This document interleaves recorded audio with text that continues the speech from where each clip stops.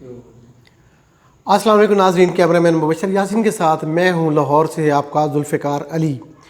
آج ہے دن ہفتے کا، تاریخ ہے مئی کی 20 اور سال ہے 2023 اور دیسی مہینے چیت کی ہے آج 6 تاریخ۔ آج جن دو باتوں پہ ہم نے فوکس کرنا ہے، ایک تو یہ ہے کہ وفاقی وزیر ریلوے خواجہ سعد رفیق کی زیر صدارت آج لاہور ہیڈ کوارٹر میں ایک اہم اجلاس ہوا، جس میں ریلوے کالونیوں کے بارے میں ایک اہم فیصلہ کیا گیا ہے اور ڈرائی پورٹس کے بارے میں کچھ فیصلہ کیا گیا ہے اور کچھ خسارے پہ چلنے والی ٹرینوں کے بارے میں بڑی امپورٹنٹ چیز جو ہے آج وفاقی وزیر ریلوے نے کہی ہے، وہ بھی ڈسکس کرنی ہے۔ سی او ریلوے اور دیگر حکام بھی اس اجلاس میں موجود تھے۔ اور دوسرا میں نے آپ کو یہ بتانا ہے کہ ایک بڑا اہم فیصلہ اور ایک بڑی اہم خبر ہے جو میں نے آپ تک پہنچانی ہے عمران خان کے حوالے سے اور زمان پاک میں جاری آپریشن کے حوالے سے۔ ایک اطلاع ہے اور ایک خبر ہے، اور خبر اطلاع میں، انفارمیشن میں اور خبر میں آپ کو یہ فرق واضح کرتا چلوں کہ آج جو یوٹیوبر خاص طور پہ ہیں، جو نان پروفیشنلز ہیں، جن کو سٹیزن جرنلسٹ کہا جاتا ہے دنیا بھر میں، لیکن ان کو یہ خبر کا اصل میں پتہ نہیں ہے۔ وہ اطلاع کو خبر بنا کے پیش کرتے ہیں اور پھر معاشرے میں بگاڑ پیدا ہوتا ہے، خبر فیک نکل آتی ہے۔ اطلاع صرف یہ ہوتی ہے کہ کسی نے آپ کو کچھ بتایا۔ اب بعض اوقات ہم بھی بطور جرنلسٹ اپنے آپ کو سیف کرنے کے لیے، سیف سائڈ پہ کھیلنے کے لیے مبینہ کا لفظ استعمال کرتے ہیں کہ بیان کی گئی بات ہے، غلط بھی ہو سکتی ہے۔ اطلاع غلط بھی ہو سکتی ہے، اطلاع افواہ بھی ہو سکتی ہے، لیکن خبر نہیں ہو سکتی۔ خبر میں آپ یہ نہیں کہہ سکتے کہ یہ مجھے کسی نے بتائی تھی تو میں نے آگے جو ہے وہ اس کو خبر کی شکل میں پیش کر دیا۔ خبر ہوتی ہے، اس کے اندر جھول نہیں ہوتا، وہ کسی بھی فورم پہ چیلنج کی جائے تو ثابت کی جا سکتی۔ تو آج ایک خبر دینی ہے آپ کو اور ایک اطلاع بھی دینی ہے۔ خبر یہ ہے کہ پاکستان میں یہ جو جلاؤ گھراؤ ہوا، اس کے حوالے سے آپ نے میڈیا میں، سوشل میڈیا پہ اور نیشنل چینلز پہ یہ دیکھا ہوگا کہ ایک بہت ہی اہم شخصیت جو ہے وہ اس میں ملوث پائی گئی۔ وہ بچی جس کا نام خدیجہ شاہ لیا جا رہا ہے، اس میں یہ کہا جا رہا ہے، ان پہ الزام یہ ہے کہ انہوں نے لوگوں کو فون کر کے بلایا کہ وہ پاکستان اجراء ہاؤس پہ لاہور میں آئیں اور پھر اس میں وہ ہنگامہ رای جو ہوئی اس میں ان کو مورد الزام ٹھہرایا جا رہا ہے۔ خدیجہ شاہ پاکستان کے سابق وزیر خزانہ ڈاکٹر سلمان شاہ صاحب کی صاحبزادی ہیں اور پاکستان کے سابق آرمی چیف کی نواسی ہیں، جنرل آصف نواز جنجوعہ کی نواسی ہیں خدیجہ شاہ۔ وہ پولیس کے ہتھے نہیں چڑھ سکی ہیں، ان کو جو ہے وہ ابھی تک پولیس اریسٹ نہیں کر سکی، اور یہ تو اطلاع ہے۔ اور دوسرا یہ کہ اس گھر میں چھاپا پڑا ہے سرور روڈ پہ عصری ولاز میں، جو جنرل آصف نواز جنجوعہ کا اپنا گھر ہے، جو آپ کو یاد ہوگا کہ جنرل صاحب اپنی مدت ملازمت کے دوران ہی، یعنی اپنے عہدے پہ برقرار تھے تو ان کا انتقال ہو گیا تھا۔ وہ پاکستان کے واحد آرمی چیف تھے جو اپنی سروس کے دوران انتقال کر گئے تھے۔ بہت بڑا نام تھا پاکستان میں دفاع کے حوالے سے، اور پاکستان کی فوج کو آرگنائز کرنے میں جنرل آصف نواز جنجوعہ کی جو پروفیشنل جو ساکھ ہے وہ بہت اچھی پاکستان آرمی کے اندر نظر آتی ہے۔ اور ڈاکٹر سلمان شاہ صاحب کا تعلق فیصل آباد سے، میں ان کو بہت پرانا جانتا ہوں، کم سے کم 25 سال پہلے میں نے پہلی خبر ڈاکٹر سلمان شاہ صاحب کی بطور ایک ایگریکلچر سیکٹر کے جو سمیڈا ہے اس کے اندر وہ ہیڈ تھے، تو میں نے کہا تھا کہ یہ پاکستان میں ایک نئے اکانومسٹ جو ہیں وہ پاکستان کی ایگریکلچر کو سیکٹر کو ہیڈ کرنے کے لیے آئے ہیں۔ نواز شریف صاحب کی حکومت میں ان کو وہاں پہ ایگریکلچر سیکٹر کا ہیڈ لگایا گیا تھا۔ اس کے بعد اب سلمان شاہ صاحب کو اس چھاپے میں جو جنرل آصف نواز جنجوعہ کے گھر میں پڑا، سلمان شاہ صاحب جو جنرل آصف نواز جنجوعہ کے داماد ہیں ان کو اریسٹ کیا گیا ہے۔ اس کے بعد ان کے بیٹے سید جرار علی شاہ کو، جو 24/7 نام کی ایک کمپنی کے، پاکستان میں ایک بڑی اچھا نام ہے کمپنی کا، اس کے وہ سی او ہیں، اور ڈاکٹر سلمان شاہ صاحب کی جو اپنی کمپنی ہے برج ایشیا فائنینشیل سروسز، اس کے وہ ڈائریکٹر بھی ہیں۔ تو تیسرا جو بچہ وہاں سے گرفتار ہوا ہے اس کا نام ہے جہانزیب امین۔ اب جہانزیب امین کے بارے میں لوگ نہیں جانتے۔ Jahanzeb Amin Lahore chamber of commerce and industry کے ایک سابق صدر سرمد امین کے فرزند ہیں اور سلمان شاہ صاحب کے داماد ہیں۔ سلمان شاہ جہانزیب امین کے جو والد ہیں سرمد امین، ان کے جو والد چودھری امین ہیں، جو لاہور چیمبر میں امین ہال ہے یہ ان کے نام پہ ہے، یہ انہوں نے اس وقت لاہور چیمبر کو بنا کے دیا تھا۔ تو پاکستان میں ایک رسپیکٹیبل بزنس فیملی ہے یہ جو امین فیملی جنہیں کہا جاتا ہے، تو ان کا بیٹا سرمد صاحب کا اور داماد ہے سلمان شاہ صاحب کا، وہ بھی اس میں اٹھائے گئے۔ آج لاہور ہائی کورٹ میں सालिया शाह जो सलमान शाह साहब की दूसरी बेटी हैं, उन्होंने एक रिट पटिशन दायर की कि मेरे वालिद जो पिछले 15 साल से शुगर के आर्ज़े में मुब्तला हैं, उनको दवाई पहुंचाने तक नहीं दी जा रही, और हमें पता नहीं है कि जरार अली शाह,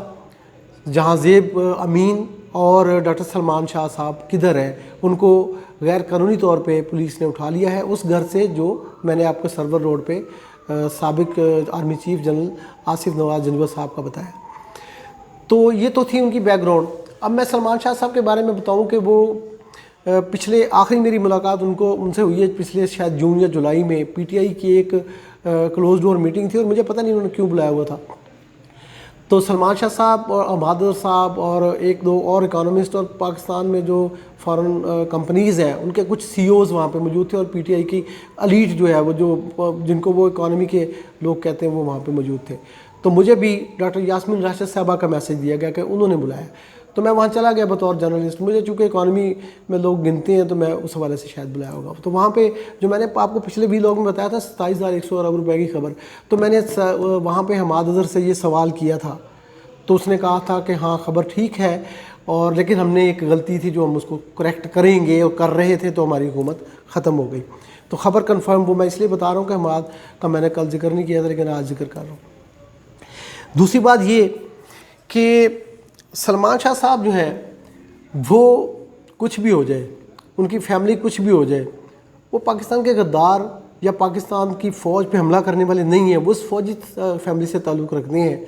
कि जिसका पाकिस्तान की फ़ौज के लिए बहुत खिदमात हैं और पाकिस्तान की फ़ौज की तकरीम और इज़्ज़त के लिए उनका बहुत बड़ा दिल है उनके अंदर, कि बहुत बड़ा एक उनका जज्बात है। लेकिन अब ये भी हकीकत है कि खदीजा शाह साहिबा जो है वो वहाँ पे जाके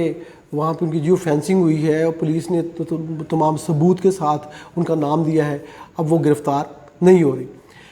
अच्छा, ये सारी जो है ना, ये जो मैं आपको बता रहा हूँ ये ख़बर भी है और इतला भी। एक ख़बर इसलिए हाथ से है कि बहुत सारे लोगों को ये नहीं पता। वो खदीजा शाह साहबा का तो नाम ले रहे हैं सोशल मीडिया पर, बाकी सलमान शाह साहब के साथ जो सरमद अमीन के बेटे गिरफ़्तार हुए उनका जरार शाह का किसी को पता नहीं था। ये मैंने आपको ख़बर दी है कि ये वो इसमें बैकग्राउंड क्या है सलमान शाह साहब को। अच्छा, अब जो अगली ख़बर है ये इतला नहीं खबर है, ख़बर ये है कि एक दोस्त मुल्क की जानिब से पाकिस्तान की हुकूमत के ऊपर अब ये रिक्वेस्ट आई है कि आप इमरान खान साहब से मशरूत नरमी कर लें। यानी मशरूत नरमी इस तरह से कर लें कि आप उनको ज़्यादा तंग ना करें, और जो बेगम बुशरा है उनको किसी भी सूरत में आपने गिरफ़्तार नहीं करना। ये एक प्रेशर है फ़ौरन किसी दोस्त मुल्क का। मेरी ये ख़बर है, लेकिन चूँकि सबूत नहीं होता ऐसी चीज़ों का, बड़ी आला जगह से आई है, और लेकिन चूँकि इसका सबूत नहीं होता तो मैं मुबैना का वर्ड यूज़ कर रहा हूँ। मुबैना तौर पे ये दोस्त मुल्क की जानिब से रिक्वेस्ट आई। अब उसके बाद नतीजा ये निकला है कि लाहौर में पुलिस को ये कह दिया गया है कि आपने रात को किसी घर में ख़वातीन जो मुल्ज़िम हैं, जो जिनके ऊपर FIR है, उनको गिरफ़्तार करने के लिए छापा नहीं मारना। ये कन्फर्म है, ये ख़बर मैं आपको दे रहा हूँ। लेकिन उनमें इसमें ये एग्जाम्पशन रखी गई है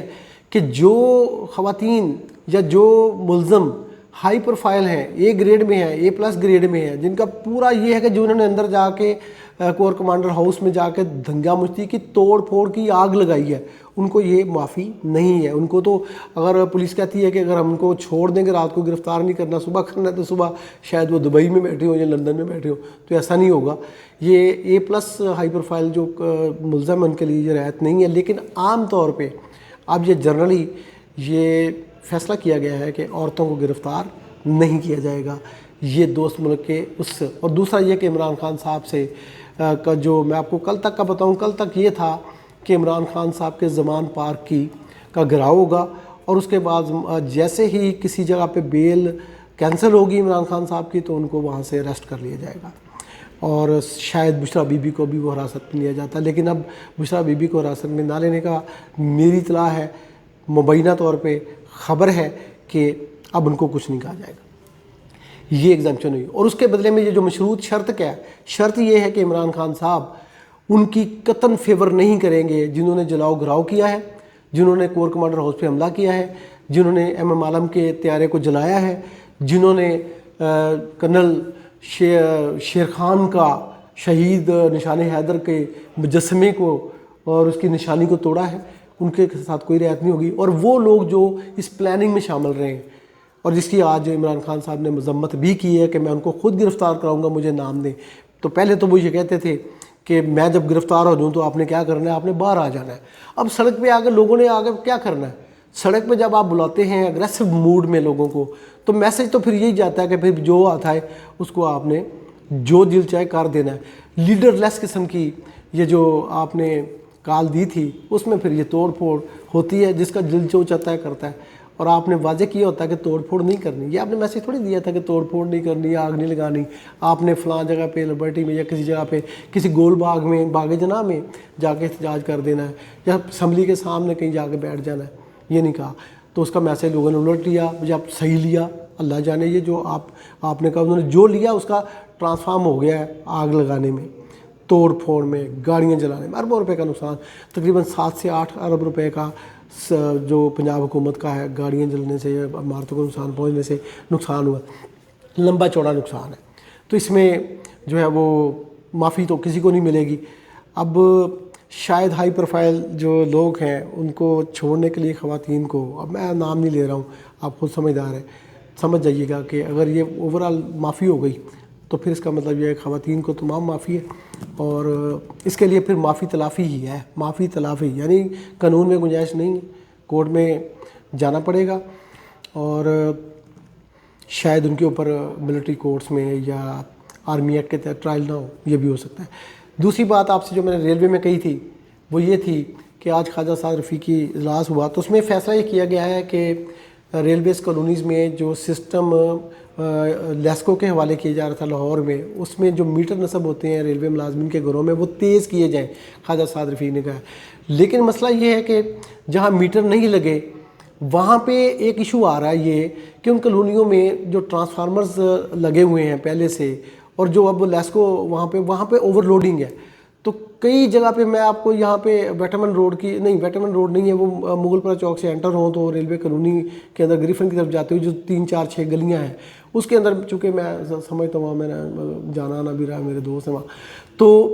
وہاں پہ وہ ہر گھر میں اسٹیبلائزر لگا ہوا ہے، ہر گھر میں بجلی کے وولٹیج پورے نہیں آتے، کسی میں 180 آتے ہیں اور کسی میں 170 آتے ہیں، یعنی وہاں پہ آپ 4 پنکھے چلا لیں تو لوڈ